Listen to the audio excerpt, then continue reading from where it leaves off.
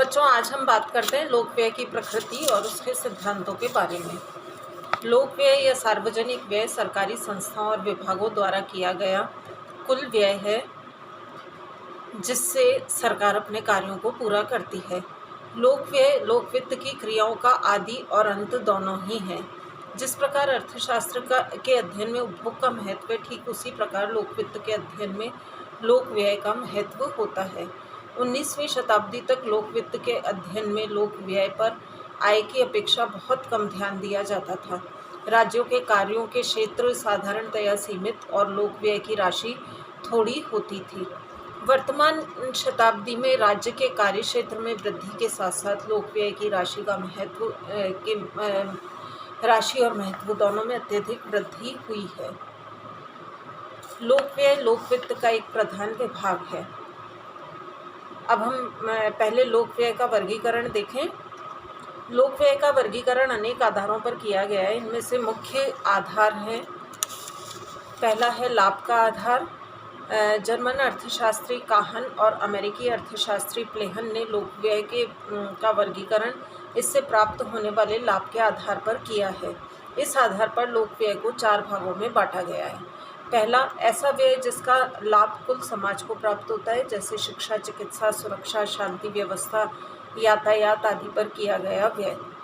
दूसरा, ऐसा व्यय जिसका लाभ सामान्यतः सबको प्राप्त होता है, परंतु कुछ लोगों तथा विशेष वर्ग को विशेष लाभ प्राप्त होते हैं, जैसे उच्च शिक्षा, पुलिस, नहरों आदि पर किया गया व्यय। तीसरा, ऐसा व्यय जो किसी विशेष समूह को प्रत्यक्ष तथा संपूर्ण समाज को प्रत्याशित रूप से लाभ देता है, जैसे सामाजिक सुरक्षा, श्रम कल्याण, अकाल सहायता, पेंशन और प्रोविडेंट फंड आदि पर किया गया व्यय। चौथा, ऐसा व्यय जिसका लाभ किसी वर्ग विशेष को ही प्राप्त होता है, जैसे कुछ निर्धन अथवा पिछड़े वर्गों के विकास के लिए किया गया व्यय। लाभ के आधार पर किए गए वर्गीकरण में कुछ व्यवहारिक दोष हैं। लोक व्यय से लाभ प्राप्त करने वाले व्यक्तियों और वर्गों को पूरी तरह से अलग नहीं किया जा सकता है।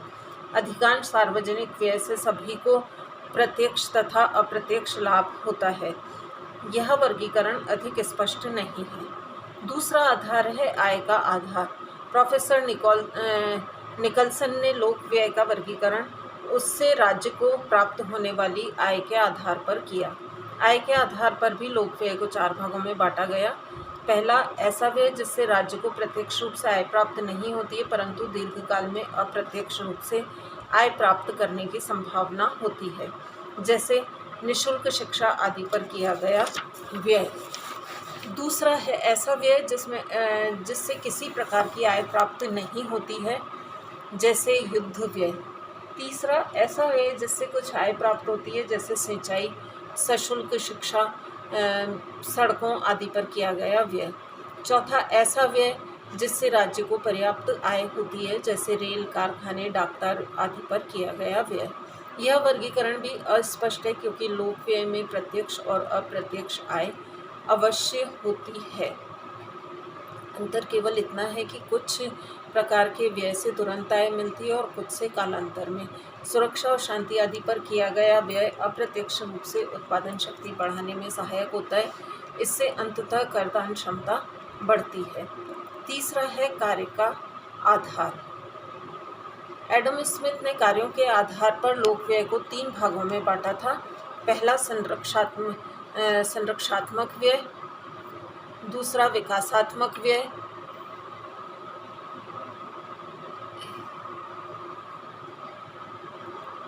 तीसरा, व्यावसायिक व्यय।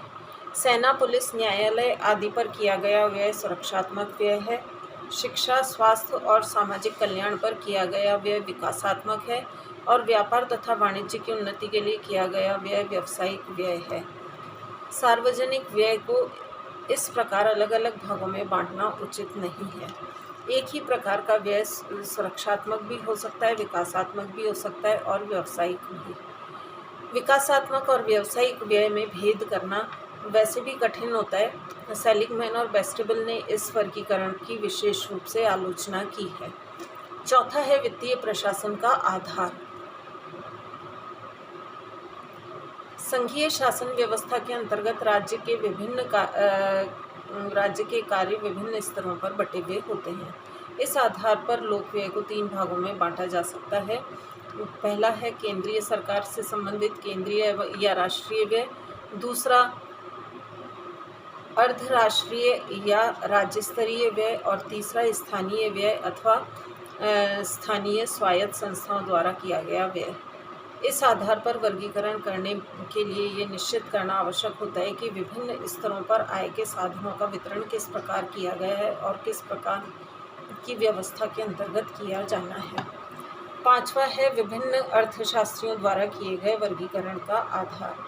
लोक व्यय के वर्गीकरण के लिए प्रमुख अर्थशास्त्रियों ने अलग अलग आधार अपनाए हैं।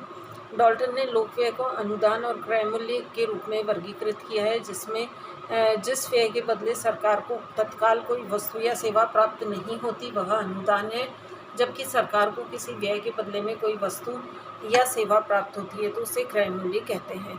फिनलिश राज ने व्यय को 2 भागों में बांटा है, प्रारंभिक व्यय और गौण व्यय। प्रारंभिक व्यय सरकार के परम आवश्यक कार्यों के लिए किया जाता है। शेष व्यय को गौण श्रेणी में रखा गया है। मिल ने लोक व्यय को 2 भागों में विभाजित किया है, आवश्यक या अनिवार्य व्यय तथा ऐच्छिक व्यय। रोशर ने लोक व्यय को 3 भागों में बांटा है, आवश्यक व्यय, लाभदायक व्यय और अनावश्यक व्यय। तो इस तरह लोक व्यय के वर्गीकरण के अनेक आधार हो सकते हैं, परंतु वास्तविकता यह है कि वर्तमान में राज्यों के कार्यों में इतनी अधिक वृद्धि हुई है कि उनके बीच स्पष्ट रूप से विभाजन की कोई रेखा नहीं खींची जा सकती। इसलिए लोक व्यय को भी स्पष्ट रूप से अलग अलग वर्गों में विभाजित करने में कठिनाई होती है। लोक व्यय के सिद्धांत। सैद्धांतिक दृष्टि से लोक व्यय का सर्वोत्तम सिद्धांत अधिकतम सामाजिक लाभ सिद्धांत की प्राप्ति है, किंतु व्यावहारिक दृष्टि से यह जानने के लिए कि राज्य का व्यय न्याय संगत या उचित है या नहीं, कुछ नियम निर्धारित किए गए हैं। प्रोफेसर फिनलिश राज ने लोक व्यय से संबंधित 4 सिद्धांत प्रस्तुत किए हैं। पहला है लाभ का सिद्धांत। लोक व्यय का सर्वाधिक प्रमुख सिद्धांत यह है कि अधिकतम सामाजिक लाभ की प्राप्ति का आदर्श सम्मुख होना चाहिए। इस आदर्श की विवेचना में फिनलिश राज के अनुसार अन्य बातें समान रहने पर लोक व्यय इस ढंग से किया जाना चाहिए कि समाज को महत्वपूर्ण लाभ प्राप्त हो, जिससे उत्पादन में वृद्धि हो, विदेशी आक्रमण से सुरक्षा हो, आंतरिक व्यवस्था बनी रहे और संभवतया आर्थिक समानताएं कम हो। इन उद्देश्यों की प्राप्ति तभी संभव है जब लोक व्यय किसी विशेष व्यक्ति या वर्ग के लाभ के लिए नहीं बल्कि संपूर्ण समाज के लाभ के लिए ही किया जाए। इस दृष्टिकोण की अवहेलना उस स्थिति में की जा सकती है जब व्यय किसी निश्चित कार्यक्रम या नीति को लागू करने के लिए किया जा रहा हो अथवा उससे अप्रत्यक्ष रूप से संपूर्ण समाज को लाभ प्राप्त होने की आशा हो। विभिन्न मदों पर व्यय की रकम देश की आर्थिक, सामाजिक, राजनीतिक स्थिति पर निर्भर करती है। दूसरा है मितव्ययता का सिद्धांत। मितव्ययता का अर्थ यह है कि सरकार को केवल उन्हीं मदों पर तथा उसी समय व्यय करना चाहिए जब आवश्यक हो। अपव्यय से बचने के लिए सरकार को ये देखना चाहिए कि किसी विशेष मद पर आवश्यकता से अधिक व्यय नहीं हो रहा है। अपव्यय और लापरवाही न होने से सार्वजनिक व्यय के फलस्वरूप देश की उत्पादन शक्ति तथा लोगों की कार्य क्षमता में वृद्धि होती है। इस प्रकार यदि ध्यानपूर्वक देखा जाए तो मितव्ययता का सिद्धांत अधिकतम सामाजिक लाभ के सिद्धांत का ही दूसरा रूप है। तीसरा है स्वीकृति का सिद्धांत। इस सिद्धांत का आशय यह है कि कोई सरकारी व्यय बिना पूर्व स्वीकृति के नहीं किया जाए। लोक व्यय पर स्वीकृति का अंकुश लग जाने से अपव्यय, लापरवाही और अनिश्चितता कम होती है। बजट की स्वीकृति संसद से ली जाती है। सरकार को विभिन्न विभाग अपने व्यय की स्वीकृति वित्त मंत्रालय से लेते हैं। अनेक अधिकारी को व्यय करते समय उच्च अधिकारी की स्वीकृति प्राप्त करनी होती है। सार्वजनिक व्यय के उचित अंकेक्षण की व्यवस्था करना भी आवश्यक है। पूर्व स्वीकृति प्राप्त करने की व्यवस्था के कारण कभी कभी कार्य में देरी तथा समय या धन का अपव्यय हो सकता है, किंतु व्यय में अधिकतम लाभ प्राप्त करने के लिए सिद्धांत का पालन करना नितांत आवश्यक है। चौथा है आधिक्य का सिद्धांत। फिनलिश राज ने व्यक्तिगत व्यय की नीति सरकार से भी संतुलित बजट की नीति अपनानी चाहिए। उनके शब्दों में, जो देश घाटे के बजट की नीति अपनाता है वह उस फिसलन वाले मार्ग पर चलता है जो उसे सामान्य विनाश की ओर ले जाता है, तथा उस मार्ग से बचने के लिए कोई भी बलिदान बड़ा नहीं है। निरंतर घाटे का बजट बनाना अर्थात आय से अधिक व्यय करना उचित नहीं है, किंतु इसका तात्पर्य यह नहीं है कि लोक व्यय का उद्देश्य प्रतिवर्ष आधिक्य प्राप्त करना होना चाहिए।